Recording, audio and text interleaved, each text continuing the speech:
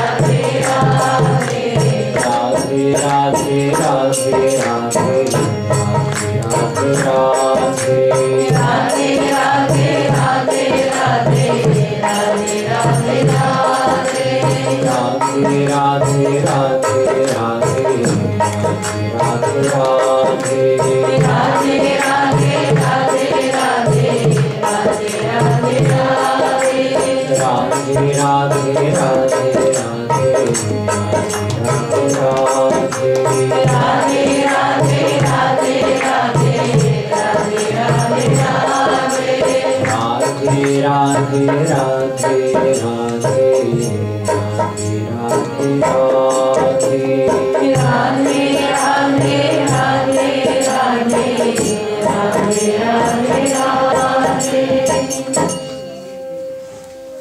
पुलियल बेली सरकार की।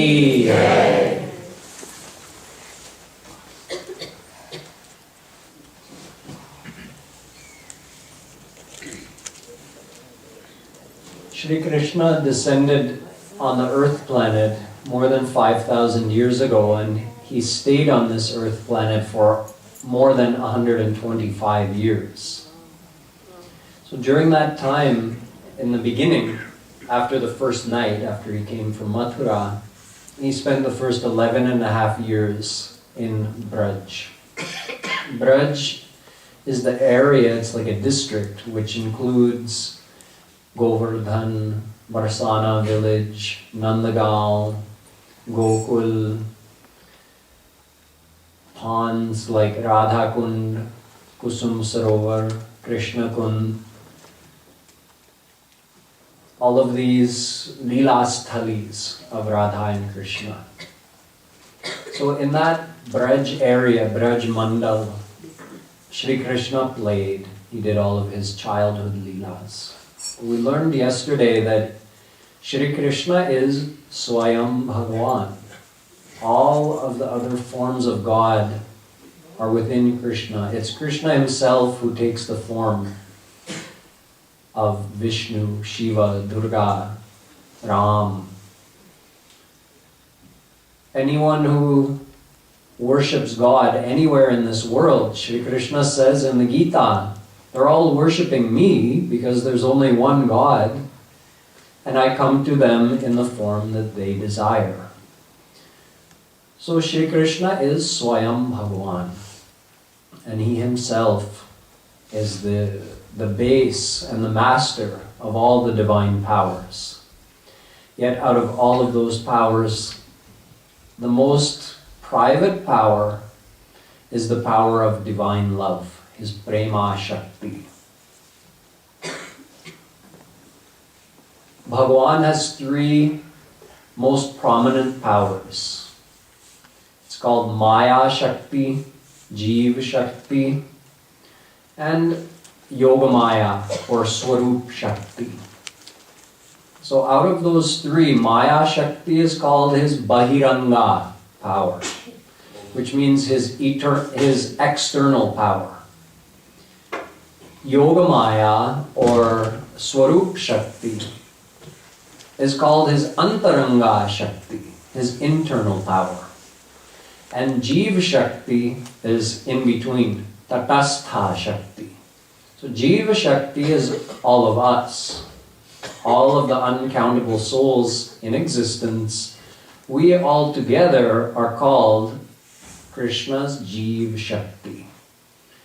Maya Shakti is a lifeless energy which has taken the form of this universe that we see around us. But that Maya Shakti is also eternal. With God's help, with Krishna's help, it evolves into the form of the universe, and then when he decides, then it dissolves into absolute abstract energy. Mool Prakriti Maya. But the Maya Shakti is eternal. It's God's power. Souls are also eternal.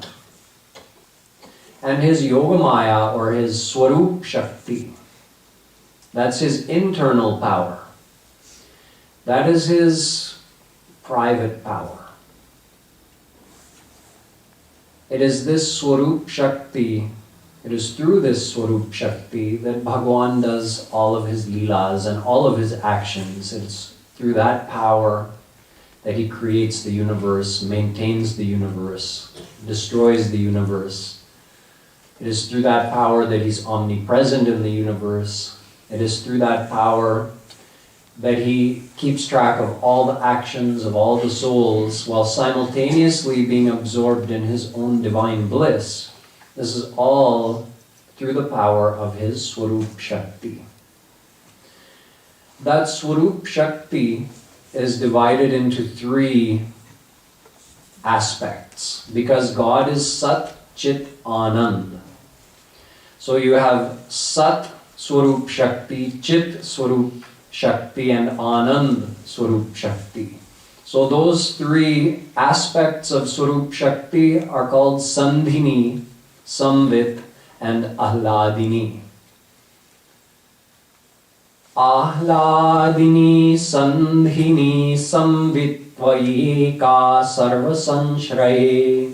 Vishnu Puran says that your personal power, Yogamaya or Swarup Shakti, is divided into three aspects. The Almighty, Sandhini, that's what you heard about yesterday. I referred to her as Aishwarya Shakti. That's the power that makes God Almighty. Samvit Shakti is his Gyan Shakti. Through that Samvit Shakti, he is all-knowing. And his Ahladini Shakti is the power of bliss. Through that power, God is always blissful.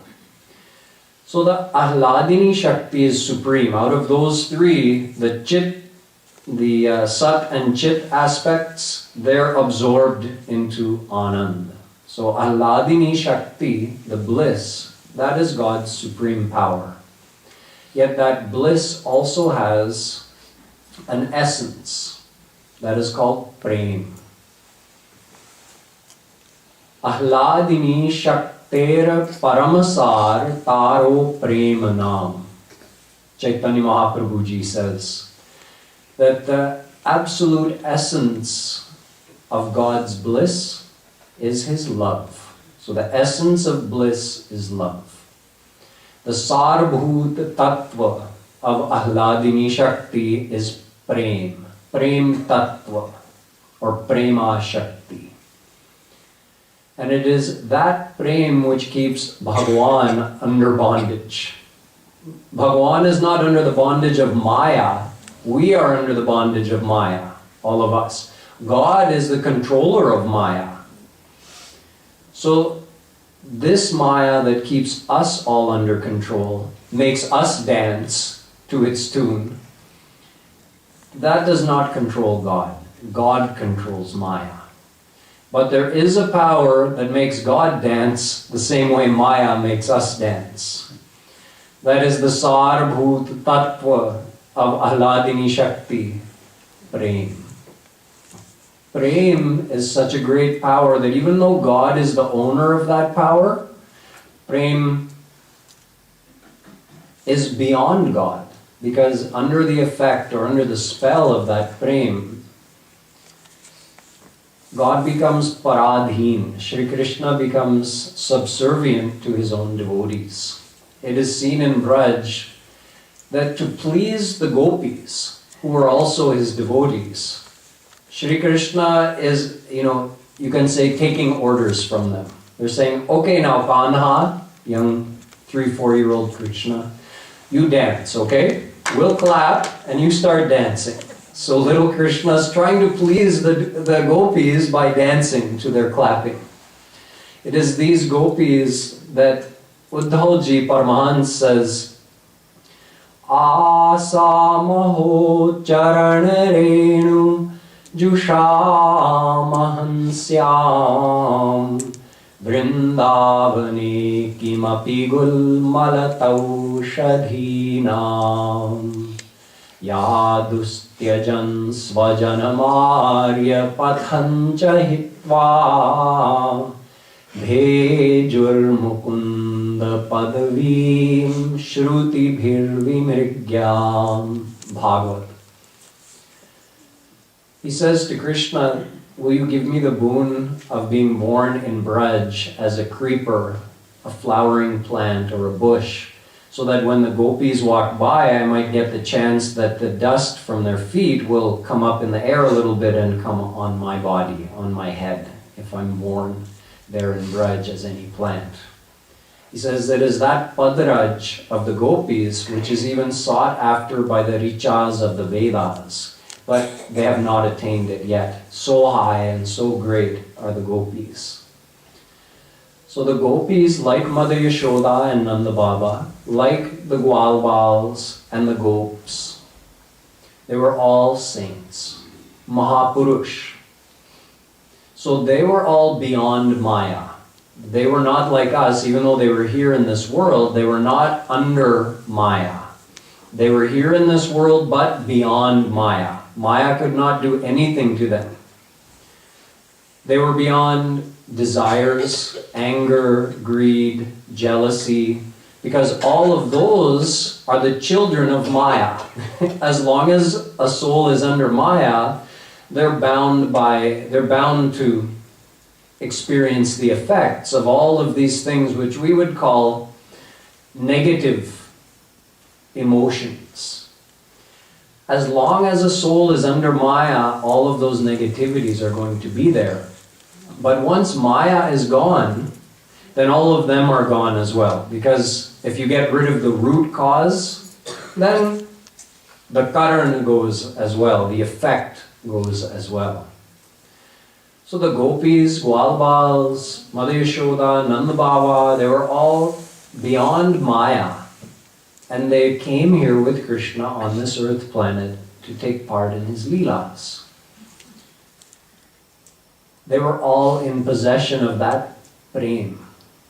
Upon God realization, when the heart of a devotee is fully purified by doing chintan of these very Leelas that we're talking about this week, then your guru, your God-realized guru, maybe a gopi who came on the earth planet, maybe a Gwalbal, some saint who has attained the love of Radhakrishna can grace you to receive that same prem. Having received that prem, Bhagwan comes under you, because Bhagwan is under prem. So if you get that prem, then Bhagwan is under you. So it's not that Krishna, there was no kind of material emotions between the gopis and Krishna. There were divine emotions, you can say.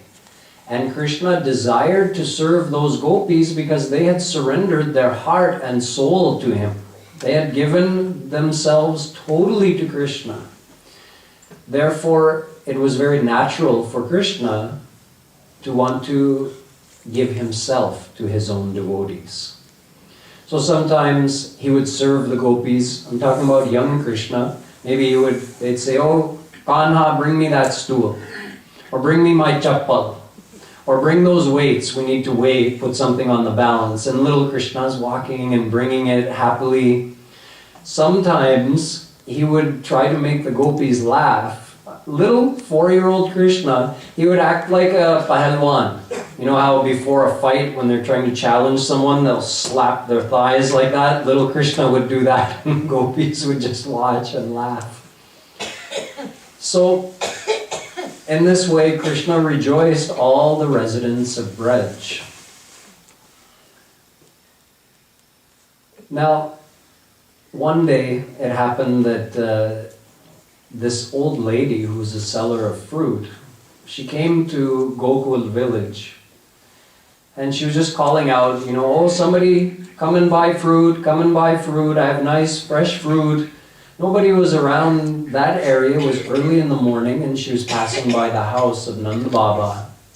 So Shri Krishna heard and he grabbed a handful, he didn't have any money or anything, he grabbed a handful of grain and he went running out to that elderly lady who had her fruit basket. And on the way, because little kids aren't really good at carrying something like grain in their hands, so he probably had his fingers open a little and a little space here. So by the time he got there, there was like a few pieces of grain left in his hand. And he came in great excitement to her that, oh yes, you take this grain as a payment and I'll take your fruit.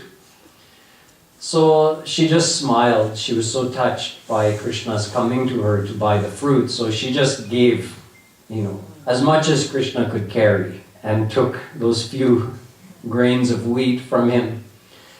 And Krishna went back in his house, and when she turned around, then the basket, which had been full of fruit, which she had given to him, was now full of jewels, precious jewels. So through this Leela, we see that it doesn't pay to have a bargaining nature with Krishna. He is willing to give everything to us. He's willing to give his own self to us. But if we say, think of it like this. He's proposing a straight up trade. You give everything you have to me, and I'll give everything I have to you. You give yourself to me, and I'll give myself to you. But from eternity until now, all of us have declined his offer. Politely declined, rudely declined, however we did it. Humne nahi mana. We said,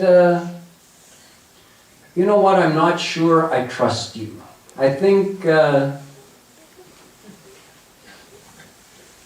perhaps I'll offer you something, but not everything. Meaning, I'll love you with part of my heart, but I won't give you my whole heart. I'll maintain some attachment over here as well. I'll offer something to you, but not everything. This is bargaining. This means we don't fully trust Krishna. We have to have full faith in him. That's called surrender. The moment a soul surrenders, he gives his everything. What did we actually offer him? Let's say someone offered him their body, mind, possessions, everything. So what is the value of that actually compared to what we're getting back? There's no comparison. Our body is mayic. It's of no value to God. God has everything divine. Our mind, full of uncountable lifetimes of past good and many bad actions, so uncountable sins in here as well. We offer that mind to him. Our possessions, also mayic, material. So, truthfully speaking, it's of no value to him whatsoever, not for him personally.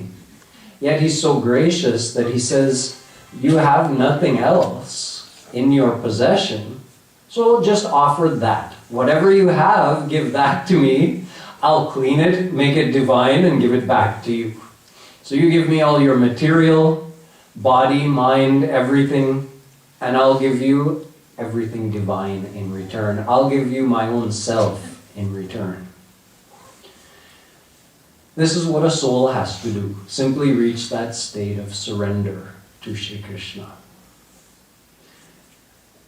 So one day, Nanda Baba and the elders of Gokul village, they got together and they had some discussions because they were thinking that, since Krishna was born here so many things have happened. There have been demons and demonesses who came, and it seems like maybe we should think about moving somewhere else for the safety of all of our families and for Shri Krishna. So the eldest and wisest of all of them, Upananda, he suggested there's a place called Vrindavan. Over there's so much fresh green grass for the cows to eat. Beautiful Yamuna river is nearby. We can live at peace over there. We'll be so happy if we go over there in Vrindavan. So they all decided, right then and there, that very day, they packed up a lot of the gopis and gopis. They lived in what you could say temporary residences, because they used to move around according to where the grass was green, where the cows and the calves needed to graze. So they packed up everything, all their possessions, their homes, everything, put it on the bullock carts, and they set out for Vrindavan. Now in the Bhagwatam, Vrindavan, nowadays we refer to Vrindavan as one small village, which is the center of where Maharaj's Leela happened. But in Bhagwatam, Vrindavan is kind of a bigger general area.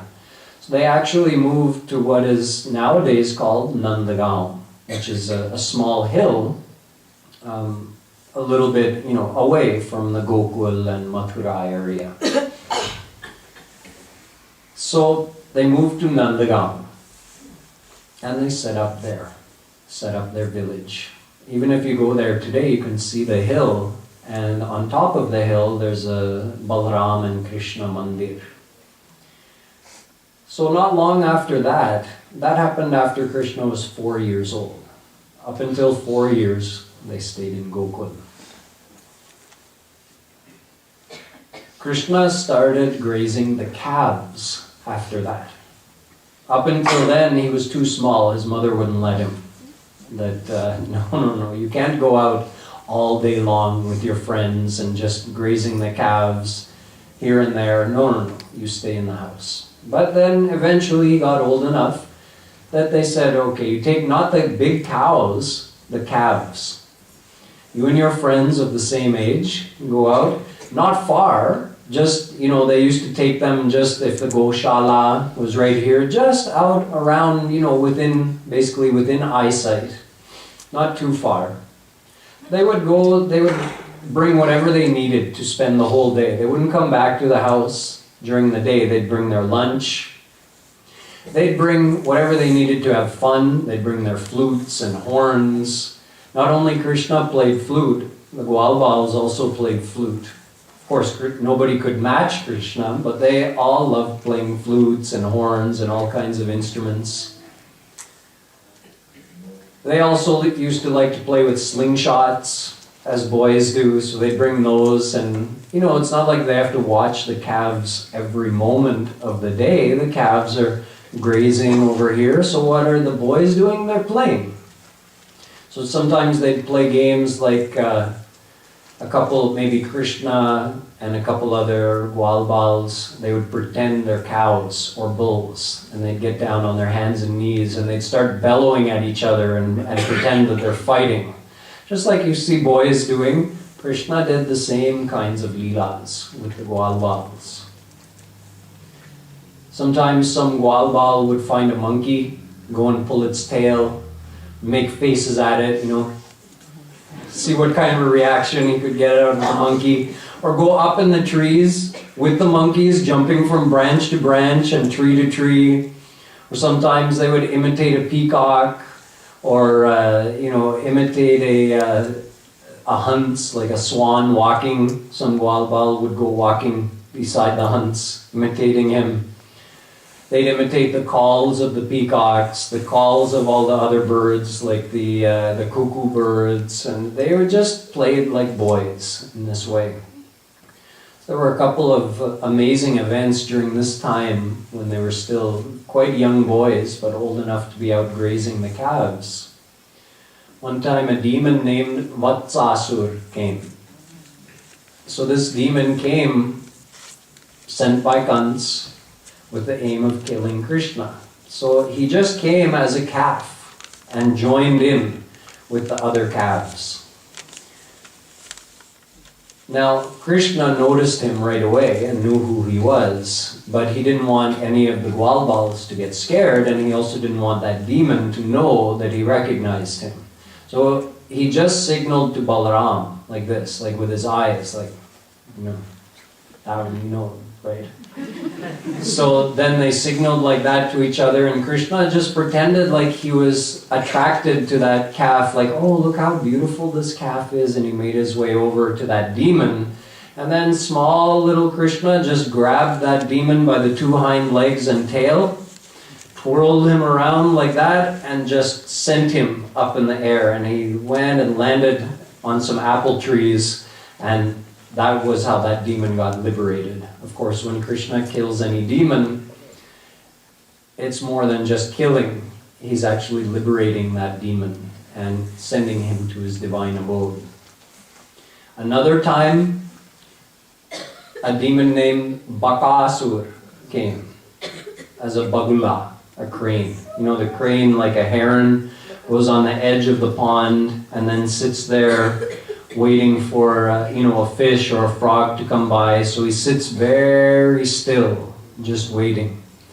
So the boys were out grazing the calves, and they saw over there on the edge of that pond a huge bagula, so big it looked like a piece of a mountain had fallen off and was standing there.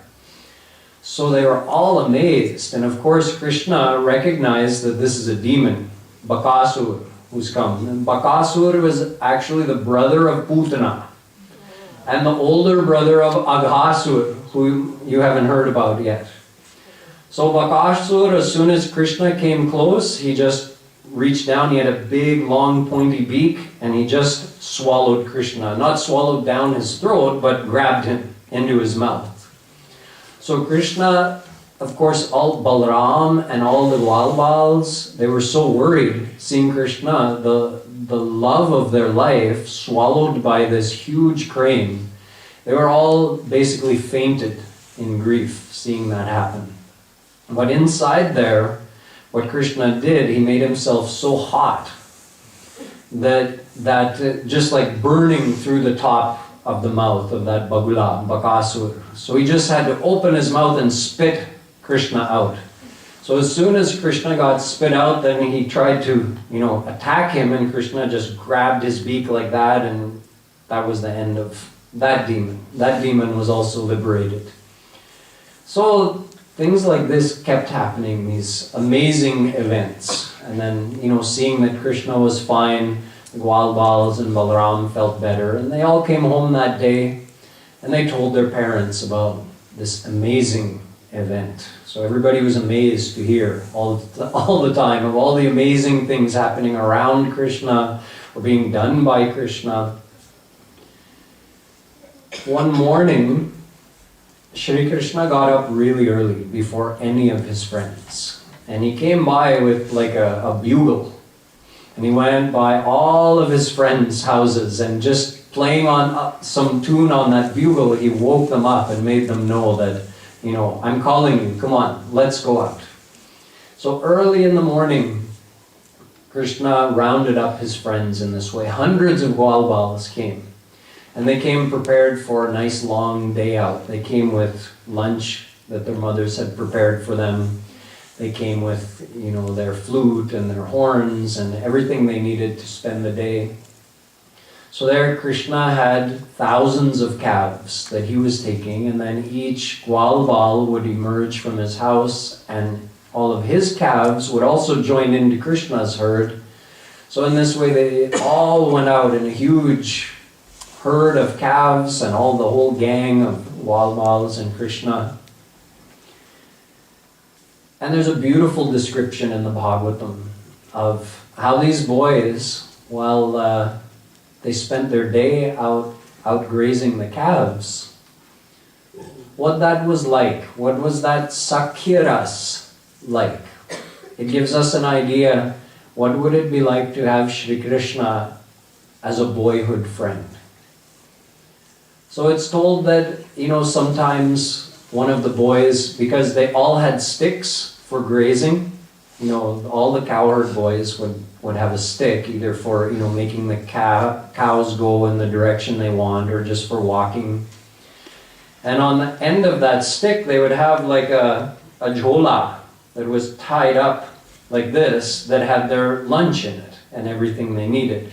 So they'd carry it over their shoulder like that. So sometimes one boy would come by and snatch the stick and the other boy's lunch, and then, he'd toss it to another friend. So then that friend who got his stick stolen, he'd run over to get it from there, and then he'd toss it to another friend. So they'd play like what we call monkey in the middle, like kids play here. Same thing Krishna and his friends would play. Sometimes Krishna would go on ahead, and then the boys would have a competition. They would try to run and see who could be the first to touch Krishna, who would reach him first. Sometimes one of them would see a peacock, and they'd go up and they'd just start imitating the peacock. Whatever the peacock did, spreading his tail, dancing, calling. So some boys would be doing that, playing with the peacocks. Some boys would be playing with the monkeys. Some boys would be imitating the walk of the hunts. Some boys would be playing in the water on the edge of Yamuna, jumping with some frogs or imitating the sound that the frogs make. In this way, they passed their days just playing like boys do. And those boys who got to play with Krishna, they got to enjoy that prem. Krishna is giving prem through doing all of those Leelas.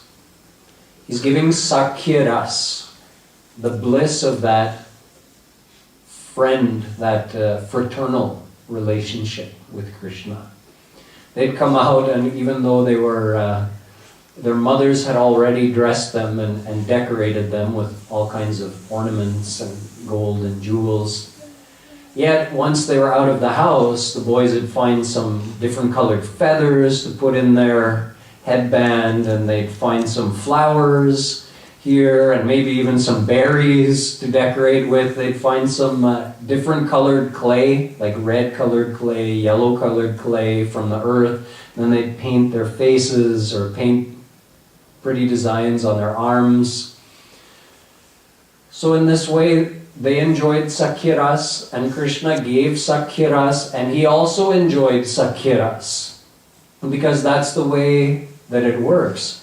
Shri Krishna gives his prem to his devotees, and his devotees multiply it and give it back to him, and he multiplies it and gives it back to them.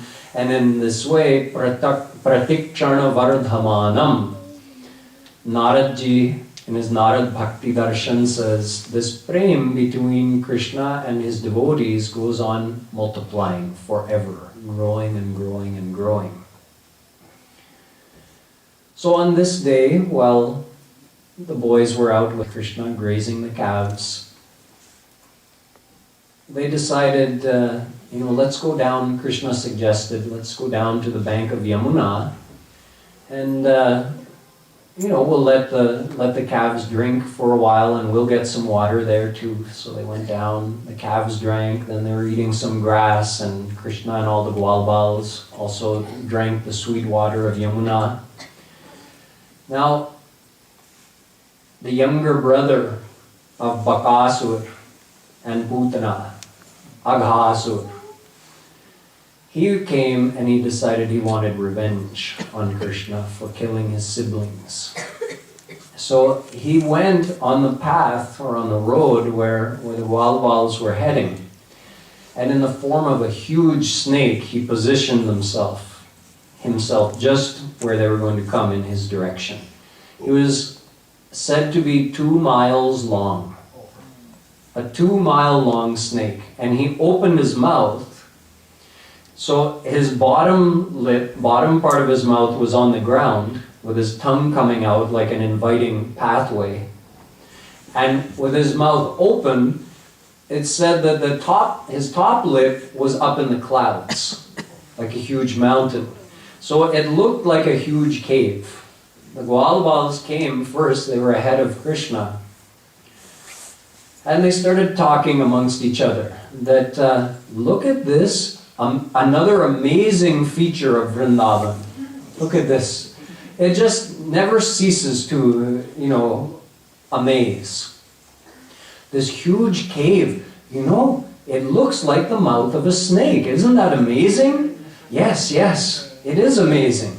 Look at that. You see those white rocks up there in the top of the cave? Don't those look like a snake's fangs? Yes, they do. They really do. That's really interesting. And this pathway coming down here, that's like a red pathway going up into the mouth of the cave. Doesn't that look like the tongue of the snake? Well, yes, really it does. And you feel that hot air coming out of the cave? It seems like the breath of a poisonous snake. Yes, it really does seem like that. Yeah, well, why don't we go in and see what it's like? This amazing cave. Yes. Well, what if it's a snake? Oh, well, we have Krishna with us. No problem. What to worry? So let's go check it out. And all the boys enter into the mouth of Aghasur. But Aghasur hasn't closed his mouth yet because he's waiting for the one he wants is Krishna. His plan is, I want to kill all the Gwalbals and Krishna because I want to get revenge for the death of my siblings. So Krishna's looking and he sees the whole situation, and now he's trying to think how to kill this Aghasur without killing my friends as well. I have to figure out something, some way of saving them and killing Aghasur. So he thought, and then he also entered into the mouth of Aghasur. And all of his friends were lying, looking dead, lying there due to the poison of the snake. And the snake, Aghasur, closed his mouth and tried to chew up Krishna and his friends. But what Krishna did, as big and huge as that snake was, Krishna just, once he was standing in his mouth, he just made his body grow taller and taller and taller and taller until he burst out the top. And in that way, Aghasur was killed, and Krishna, using his divine power, brought all of his friends onto the outside, and he just revived them. And they all came back to life and realized, oh, Krishna saved us again. How many times has he done that? So, seeing this Leela, our Brahma, he thought, this amazing boy, can he really be God? Brahma should know better. He's a divine personality. He's the creator of our Brahman. But he decided, I'm going to do something to test Krishna's power. So he came, and after they escaped from Aghasur, there was still quite a bit of the day left. So Krishna, he suggested to his friends, why don't we have lunch? At this point, Shukdevaji tells Parikshit that this whole event with Aghasur, it happened when Krishna was 5 years old. But the Gwalbals never told their parents about it until they were 6 years old. So Parikshit said, how did that happen? Why did they not, speak to their parents for a whole year? So he said, I'll tell you. Brahma came and he saw this scene with Krishna sitting down to have lunch with his friends.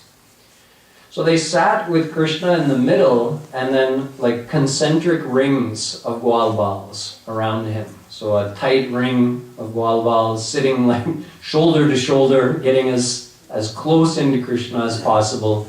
And when no more could fit in that ring, then outside of them, another ring of Gwalbals. And another. So in that way, Krishna was surrounded on all sides by the Gwalbals. And they all took their bag full of whatever food their mother had given them for that day. And they opened it up and they started eating. Someone used some big leaf as a plate. someone used a fruit as a plate, someone used a big flower as a plate, and they all just started eating. And that scene was another beautiful scene of Sakyabhav, Leela. The description is so, Krishna is making all of his friends laugh. You know, he's talking, he's joking, so they're eating, but they're not eating politely. They're talking, they're joking, they're laughing. Some of the Gwalbals are laughing so hard that the food is coming out of their mouth, they're rolling on the ground. It's like really Krishna and his friends are having a big fun time. They're sharing food around, Krishna's taking food out of his friend's mouth, or his friends eat something and say, that's really good. Here, Kanha, you have some. So Brahma is seeing this and he says, this Supreme God, he's allowing these boys to feed him their own juta, their own, half-eaten food. How is it so? So instead of enjoying the ras of that Sakya Leela, Sakya Bhav Leela, Brahma applied his intellect. And he said, why would God be behaving in a childlike way like that? I thought God was supposed to be all-powerful, all-knowing. So instead of enjoying the charm of that Leela, he tried to analyze it, and he failed. He failed to realize the greatness of what he was seeing. That these are saints, these Gwalbal boys are saints who have a higher status than Brahma himself. He didn't realize that.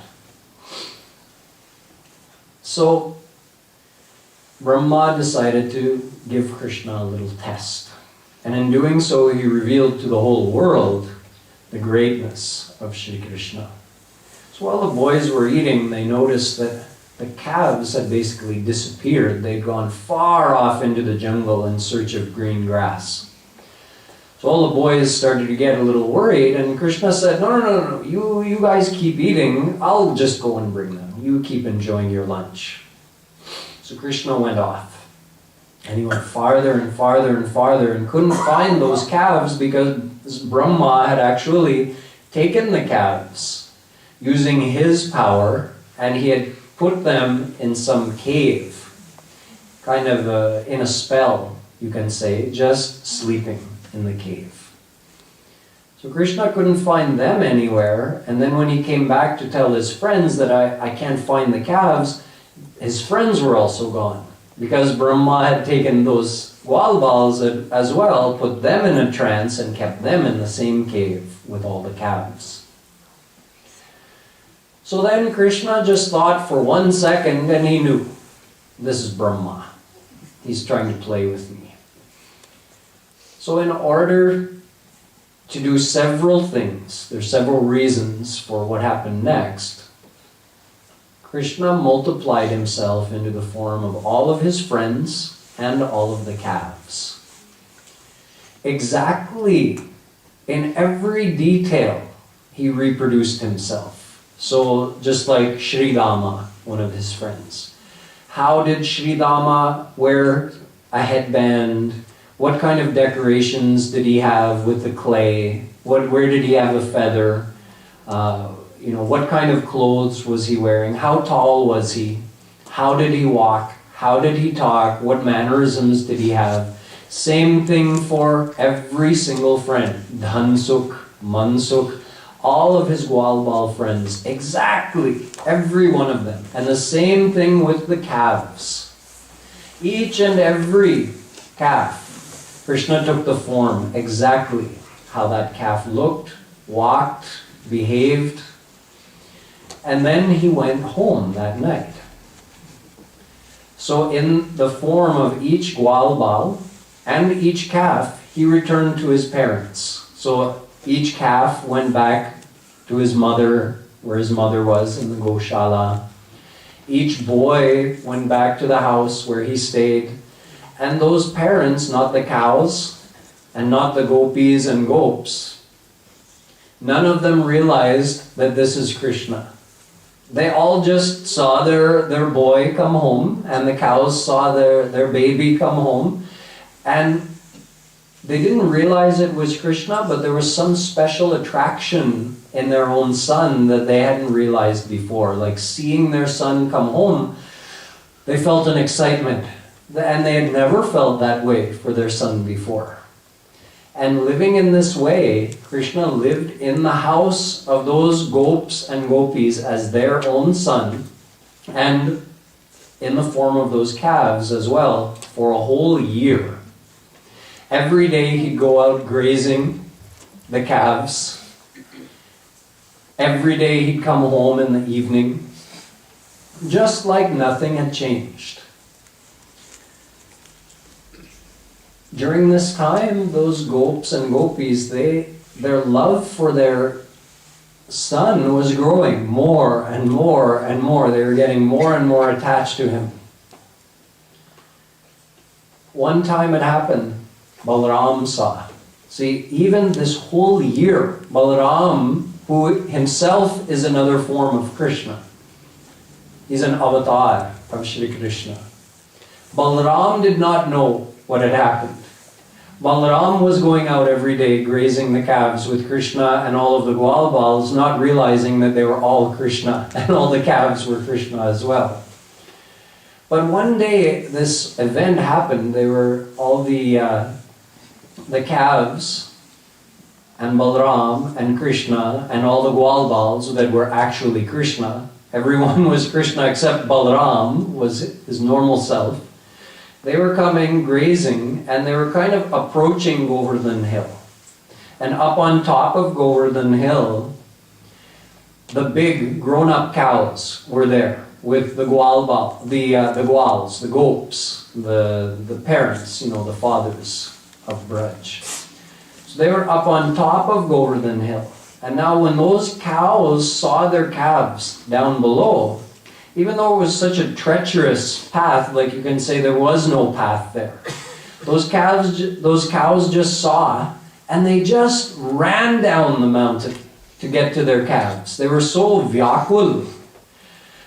They heard, their ears were up, their tail was up, and they just ran bellowing until they got to their calves. And when they reached there, then they were just licking them so much, it was like they wanted to swallow them whole. They were so anxious to be with them. They were feeling so much love towards them.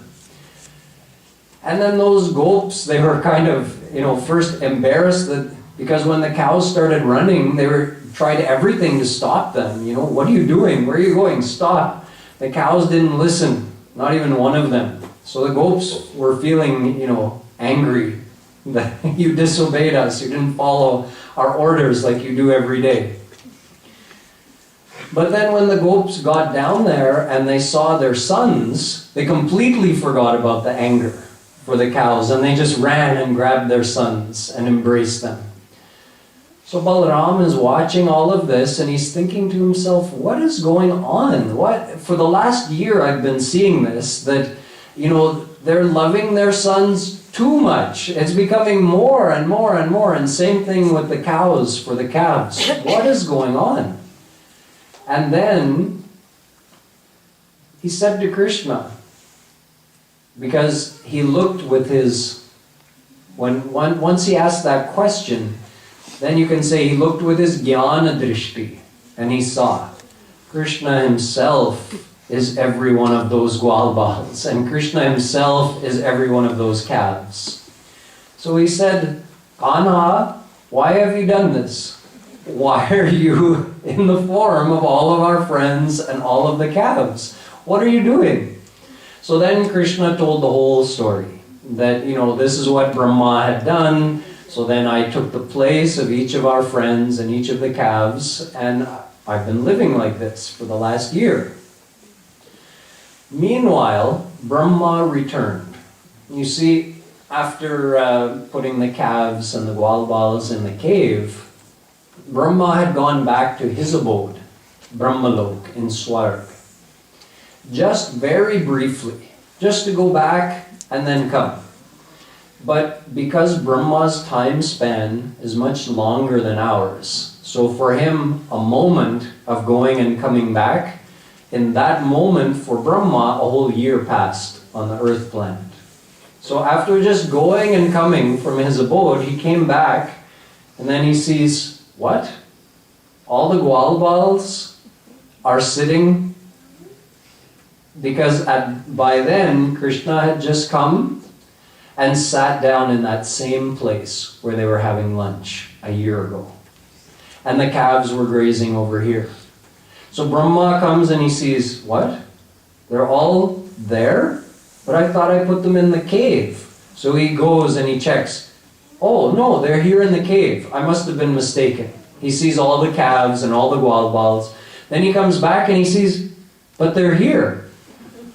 So he got totally confused. And then he realized, oh, I tried to test Supreme God Krishna. This is why this is happening. So then he went to Krishna and he surrendered himself. He bowed down in front of Krishna. And with Krishna's grace, then he saw the reality. He saw Krishna in the form of all of those Gwalbals and all of those calves.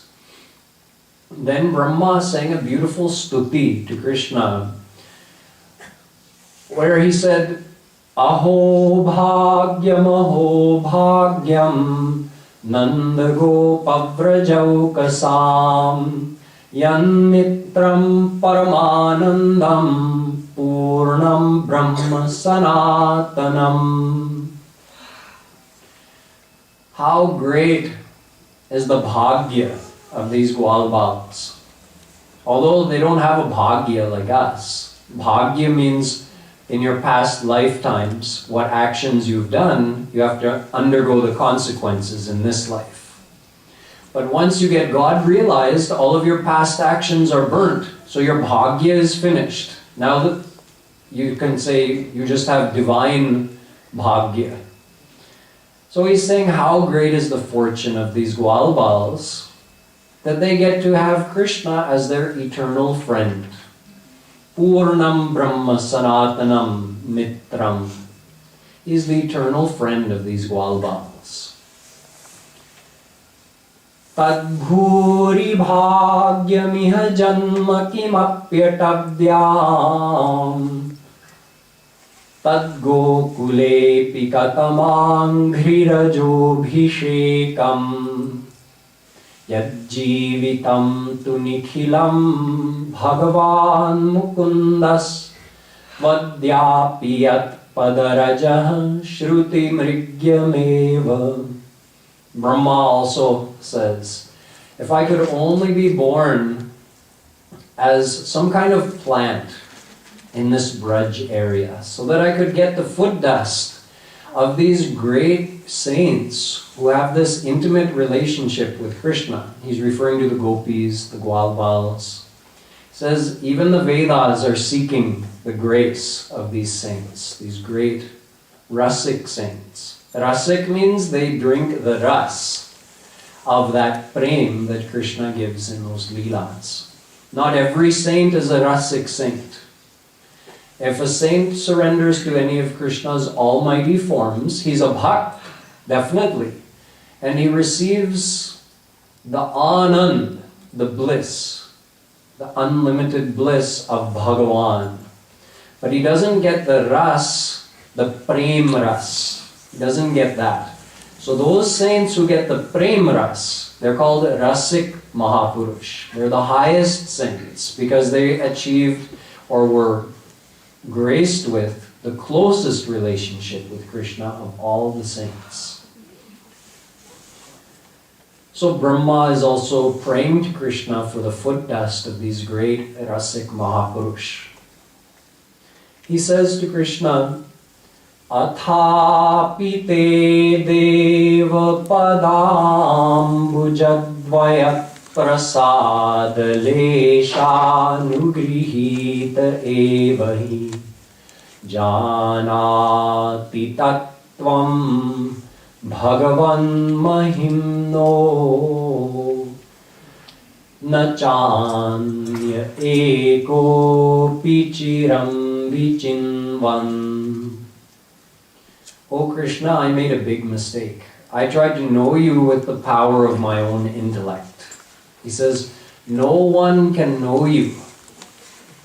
Naham na yuyam yadritam gatim vidur navam deva kimuta pare sura tanmayaya mohita buddhayasvidam vinirmitam chatma samam prachakshmahe. In another place in Bhagwatam, Brahma is telling Naradji, I can't know Shri Krishna. You can't know Shri Krishna. Even God Shiva can't know Shri Krishna. He's beyond the intellect of all of us. Anyone who tries to know him through the power of his own intellect, he can only go so far. When he reaches the limit of his intellect, he's not yet reached the limit of Shri Krishna. Because Shri Krishna is unlimited. So there's no way to know him through your own intelligence. But if you receive his prasad, prasad means his kripa, his grace. If you receive even a drop of his grace, how? By surrendering to him. Then you can know him. Janati tattvam. You can know him. How? If he makes himself known to you. And he does that when you surrender to him. So Brahma told Shri Krishna, no one can know you through the power of their mind. But if they surrender their mind to you, then you just give them your grace, and through your grace, they can know you. So in this way, Brahma sang this stuti to Shri Krishna. And after he was done, and Shri Krishna had graced him in that way, he went and he returned the gwal balls and the calves. He brought them back, and those gwal balls, they didn't even feel like any time had passed. Then Krishna comes from the direction he had gone a year ago looking for the calves. He comes back with the calves, and he enters and he sits down and he rejoins them, having lunch with them. And they all just thought, oh, he was just gone for a minute, and came back. And in this way, Krishna graced all the residents of Braj, all the older residents, the parents, the gopis and the gops, to have him as their own son for a whole year. So Parikshit asked Shukadevji that why did they have so much love for their son when it was Krishna as their son, as compared to when they had their regular son. So Shukadevji said, Sarvesham api bhutanam nripasvatmaiva ballabha itare patya vittadyas tad ballabhatayaivahi. He said there's a science behind it. The most dear thing to every person is their own soul. Nothing is more dear than your own self, your own soul. Everything we do, in fact, is to get happiness for ourself, for our soul. Whether it's striving for worldly enjoyments, whether it's striving for divine happiness, whatever it may be, we want that happiness for our soul. But Krishna is the soul of your soul. He is the Atma of your Atma. So as dear as your Atma is to you, the Atma of your Atma is even more dear to you. So imagine having the Atma of your Atma living as your own son in your house. How much natural prem would there be? So these saints who had come in the form of cowherders and gopis who were living in Braj, who were already God realized, when they got Krishna, even though through that Yogamaya power, they didn't know. Krishna, you can say, kept their mind in such a state that they didn't know that their son was actually him. Intellectually, they weren't conscious of that. Yet they loved their own son as much as they loved Krishna, because he was Krishna. So it shows the natural relationship that every soul has with Sri Krishna. It is our nature to love him more than our own self. So in this way, Sri Krishna performed many Leelas right up until the age this Brahma Leela ended when he was age 6. And there was one more important lesson to be learned from that Aghasur Leela, which we are going to apply right now while we finish with some Kirtan. After that Leela, Shukdev Ji said to Parikshit that, you know, Krishna entered right into the body of Aghasur. And because of that, Aghasur attained his divine abode. So he said, it's no wonder. You don't have to wonder why is it so. He said, think about this. Mano mayi bhagavatim dadau gatim. He says, even if someone forms an image of Krishna, mano mayi means made of your own mind. So you make a murti of Sri Krishna, a living form of Sri Krishna in your own imagination. And he says, even part of his body, maybe you're not imagining his whole body. You would just imagine any part of Sri Krishna's body wholeheartedly, and he enters right into your heart and divinizes your heart, and you attain his divine abode just from that. So if you can attain him by bringing him into your mind in that way, well, he physically entered into Aghasur, so is it any wonder that Aghasur attained the divine abode? So this is called Roopdhyan. This is what Kripalu Ji Maharaj says is the heart of bhakti. In this series I've been talking to you about meditating on the Leelas of Krishna. Another way of saying that is Roopdhyan. Roop is Sri Krishna's form, and Dhyan is just thinking about that, meditating on that. So we're going to do just some simple Kirtan right now, some simple Radhe Govinda for about 10 minutes. During that time, I'd like all of us to make the effort to close our eyes and make that Manomiyi form of Krishna. However good your imagination is, you just make the effort and Krishna will grace you. But your bhav should be that this is real Krishna, right here. This is not my imagination. This is Krishna. I can see him. I can feel him right here in front of me. Start in that way, and if you want to add in thinking about any of the Leelas that you've been hearing about this week, you can also do that. So this is the dhyan we should be doing while we're doing the kirtan. Both of them go together, then it's an effective form of devotion.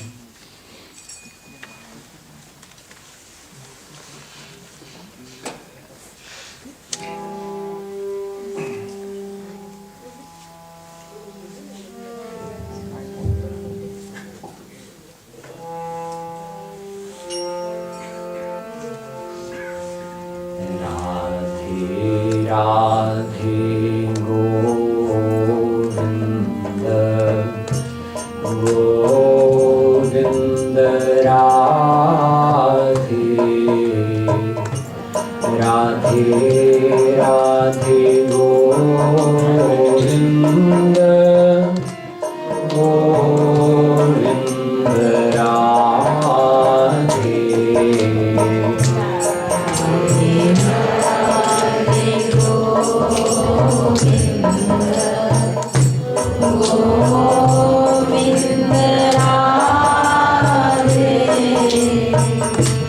Radhe Radhe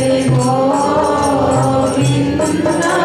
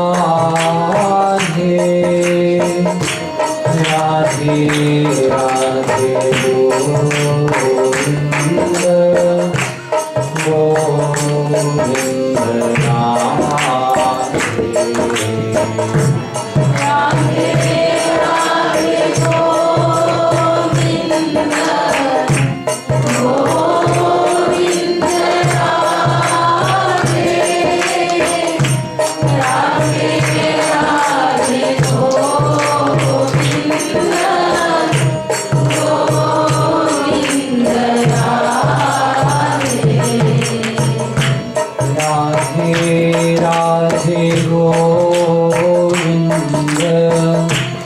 Govind Radhe Radhe Radhe Govind